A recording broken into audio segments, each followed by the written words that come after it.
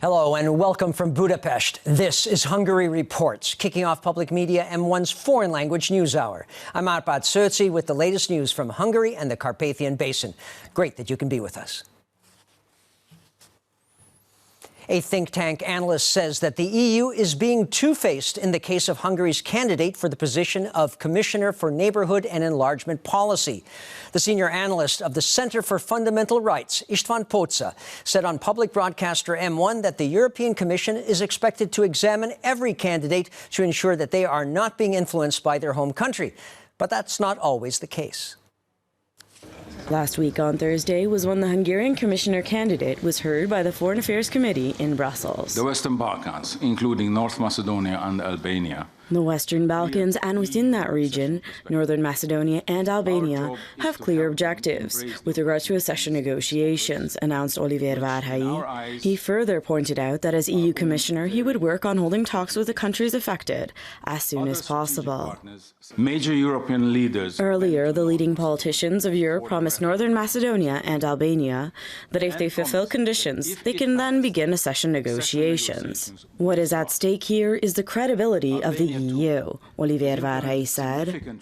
The Socialist, Liberal and Green Party representatives of the committee then imposed the Hungarian designate that as the fixed representative of Hungary in the EU, he also had a role in the protection of Hungarian laws that are infringements in their opinion. On account of this, Olivér Várhelyi had to respond in writing to the group's questions by Monday at 12 noon. His nomination was then accepted by the required two-thirds. The intrigue of the opposition has failed. They did everything to ensure Hungary would not have an EU commissioner, but they were not successful. This is how the head of a think tank reacted.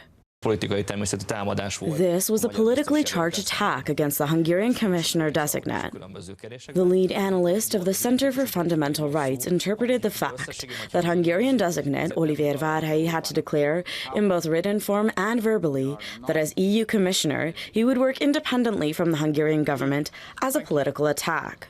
István Póca said on M1 public television that it is a fundamental expectation that every commissioner should go about their work independent from governments and other external factors. However, not everyone is called to account. It is interesting that the same expectation was not present at the hearing of, say, Franz Timmermans.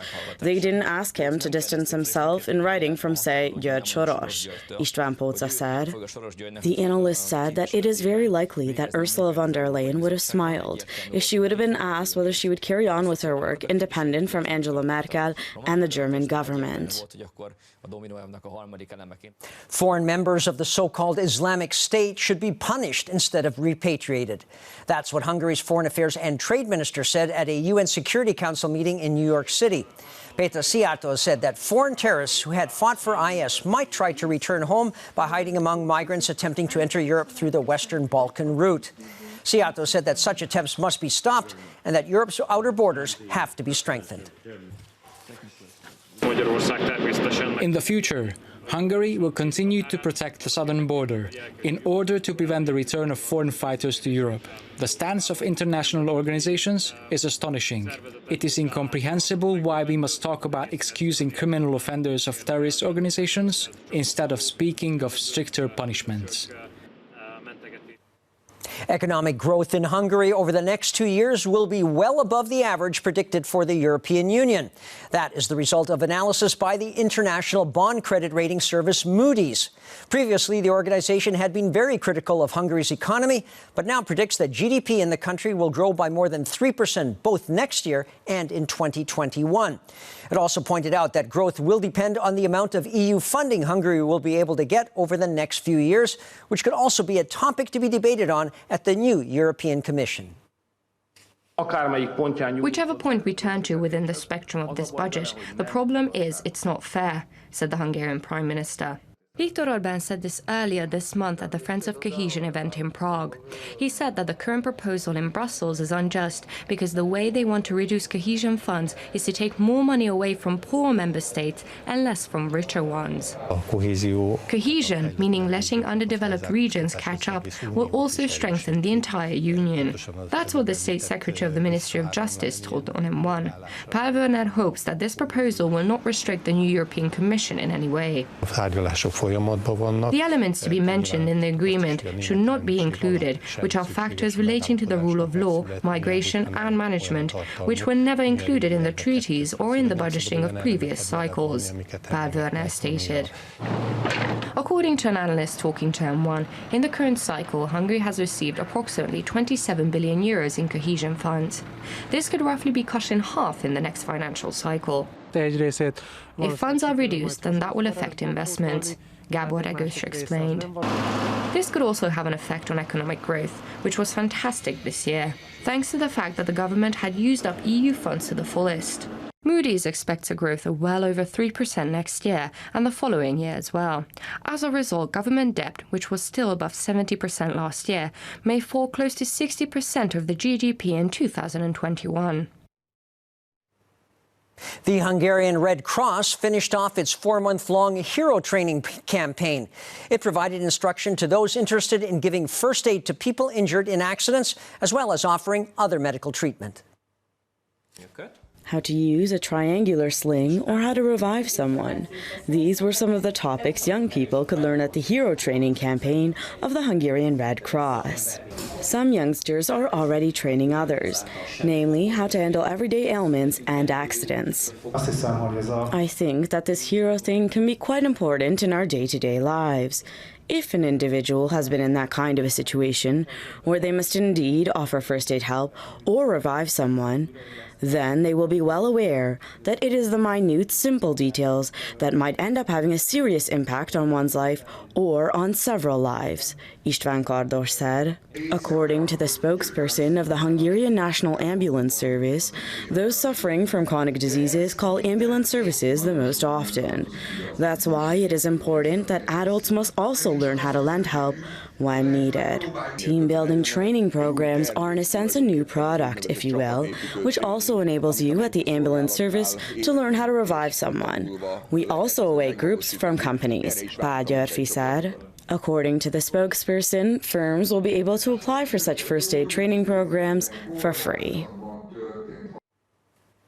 Hungarian public media has collected almost 10,000 euros so far this year for the treatment of premature babies in its charity drive called It's Good to Be Good. In fact, those donations have been so far from just phone calls. The money will also be used to help in the work of the Peter Czerny Foundation, which has been involved in this issue the past 30 years. In Hungary, by dialing 13600, you automatically donate 500 forints, or about €1.5. The next opportunity to watch the charity drive on TV is December 15th, and that will be an all-day program. It's our job to communicate, to inform, to bring good things to the people. And this good thing is here this year. The It's Good to Be Good program is saving premature babies. So we do the work we are called to do. That is informing viewers that saving the life of a premature baby is a fantastic thing, which affects almost all of our families today, because there are very many very low birth weight babies. And if they do not receive intensive care right away, they will not be able to survive.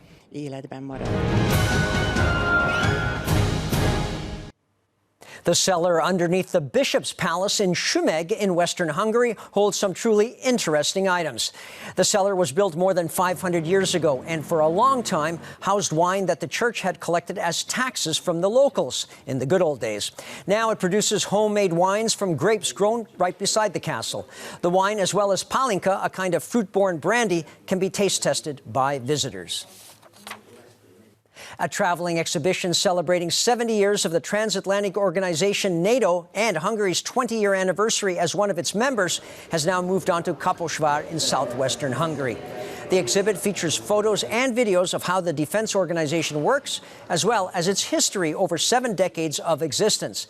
It also features Hungary's role and can all be viewed at Kaposvár University.